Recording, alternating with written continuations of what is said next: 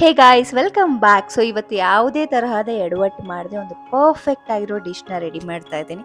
ಇದಕ್ಕೆ ನನಗೆ ಬೇಕಾಗಿರೋದು ರೈಸು, ಮೊಸರು ಎರಡು ಕಲಿಸಿದ್ರೆ ಮೊಸರನ್ನ. ಸೊ ಮೊಸರನ್ನ ಮಾಡ್ತಾ ಇದ್ದೀನಿ.